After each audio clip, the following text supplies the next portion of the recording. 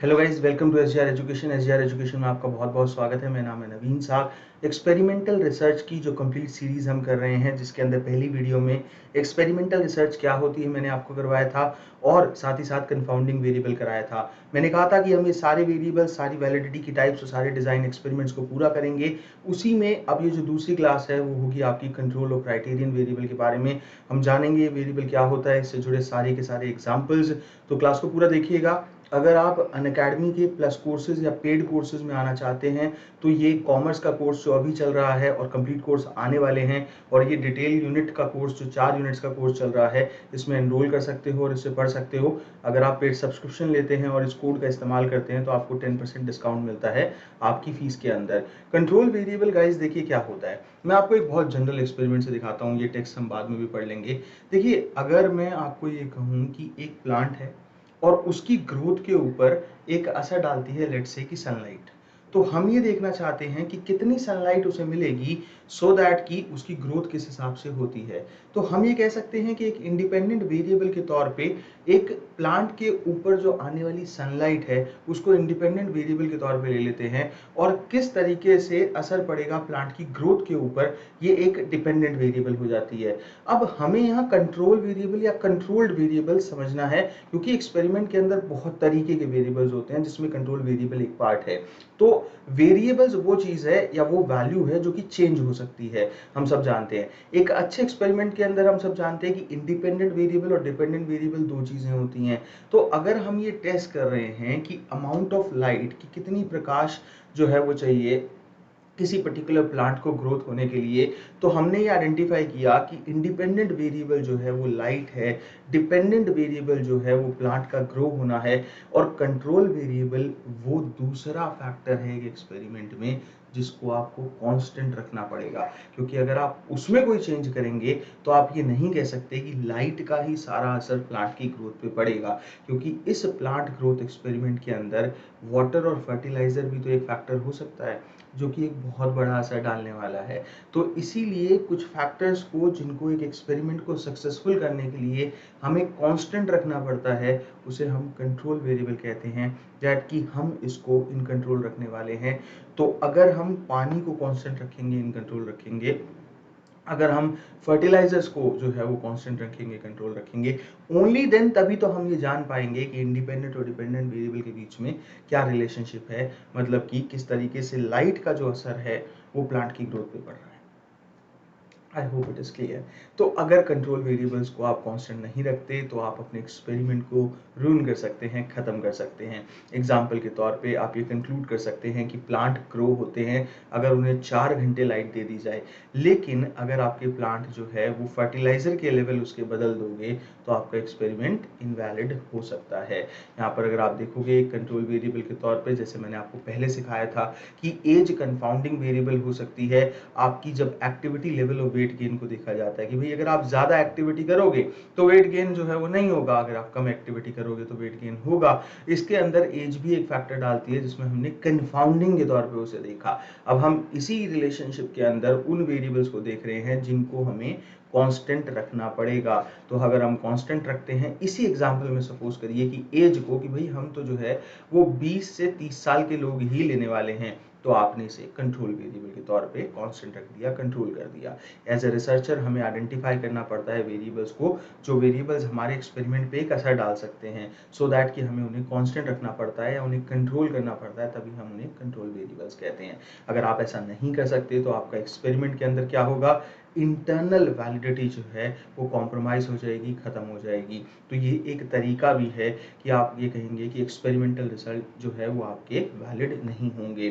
तो जब control variables जो है वो बहुत बुरी तरीके से अगर इधर उधर होते हैं और कांस्टेंट नहीं हो पाते, तो वो धीरे धीरे कंफाउंडिंग वेरिएबल्स में बदल जाते हैं, जिससे कि आपका एक्सपेरिमेंट जो है वो इफेक्ट हो सकता है। अब बात करते हैं हमारे नेक्स्ट वेरिएबल के बारे में, लेकिन उससे पहले एक छोटी सी चीज और, कि control variable variables versus control groups क्या होते हैं। कोई भी एक्सपेरिमेंट और रिसर्च के अंदर हम ये वर्चुअली इम्पॉसिबल है ये कहना कि आप सब वेरिएबल्स को जो है वो अकाउंट कर लेंगे और सभी कंट्रोल वेरिएबल्स को पहचान लेंगे और उन्हें कांस्टेंट रख देंगे जो कि आउटकम को अफेक्ट करते होंगे एक एक्सपेरिमेंट के।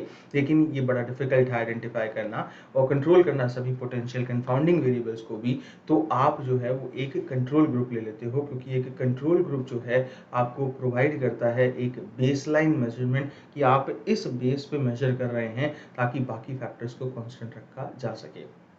अब बात करते हैं हमारे अगले वेरिएबल की जो है क्राइटेरियन वेरिएबल।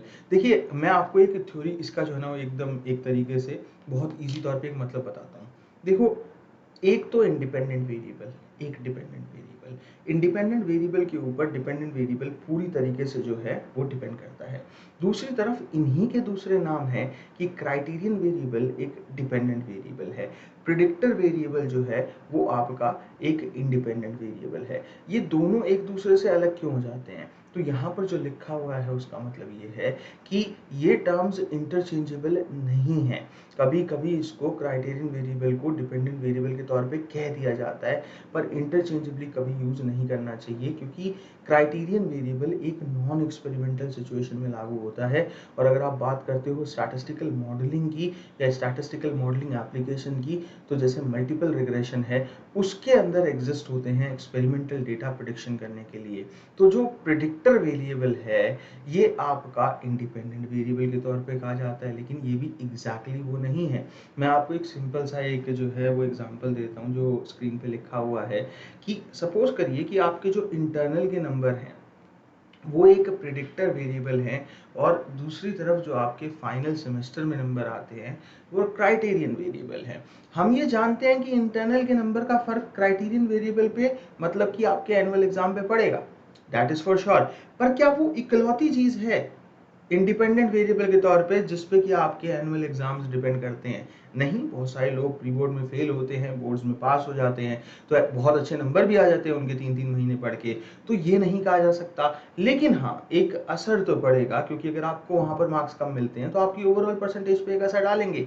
बस इतनी सी बात है कि एक इंडिपेंडेंट वेरिएबल और एक डिपेंडेंट वेरिएबल इस्तेमाल होते हैं एक एक्सपेरिमेंटल रिसर्च में, जहां आप इंडिपेंडेंट में की गई मैनिपुलेशन का मतलब डिपेंडेंट के ऊपर क्या असर पड़ा उससे निकालते हैं। लेकिन एक प्रिडिक्टर वेरिएबल और क्राइटेरियन वेरिएबल इन्हीं दोनों इंडिपेंडेंट डिपेंडेंट का दूसरा नाम होते हुए भी ये कॉजेशन का पार्ट है। इसका मतलब कि ये कोरिलेशनल रिसर्च के अंदर यूज होते हैं, जहां पर आपको ये जरूर कहा जाएगा कि इसका असर इस पे पड़ रहा है, लेकिन कंप्लीटली नहीं कि बस एक रिलेशन जरूर है, लेकिन आप ये नहीं कह सकते कि प्योरली जो है आपका ये particular predictor variable criterion variable के लिए जिम्मेदार है। मतलब कि आपके सेमेस्टर से पहले जो इंटरनल एग्जाम है उसमें आए नंबर्स सेमेस्टर के पेपर के लिए या उसके एग्जाम में आए नंबर्स के लिए जिम्मेदार हैं, क्योंकि ऐसा नहीं होता है। रिलेट करते हैं, फर्क डालते हैं बट एक हद तक। तो इसी तरीके से हम एक डिस्टिंक्शन बना पाते हैं जिसमें हम ये कहते हैं कि क्राइटेरियन वेरिएबल और प्रिडिक्टर वेरिएबल कैसे अलग हैं डिपेंडेंट और इंडिपेंडेंट वेरिएबल से। और इंडिपेंडेंट डिपेंडेंट यूज होते हैं प्योर एक्सपेरिमेंट में, जहां सीधे तौर पे इंडिपेंडेंट का असर डिपेंडेंट पे देखा जाता है। और आपके जो क्राइटेरियन वेरिएबल और प्रिडिक्टर वेरिएबल है तो ये दोनों के बीच में कोरिलेशनल रिसर्च में यूज होते हैं, क्योंकि वहां पर देखा जाता है कि हाँ फर्क तो डाल रहे हैं बट कंप्लीटली एक प्रिडिक्टर के कारण क्राइटेरियन पे फर्क नहीं देखा जाता। हाँ एक असर जरूर होता है, जिसका एग्जाम्पल याद रखिएगा आपके इंटरनल एग्जाम्स और आपके annual exams. Thank you so much, शुक्रिया, बाय बाय, टेक केयर, अपना ख्याल रखिए, हंसते रहिए, मुस्कुराते रहिए, अपना ख्याल रखिए। और अगर आपको ये क्लास अच्छी लगती है तो इसे दूसरे लोगों तक पहुंचाइए। Bye bye.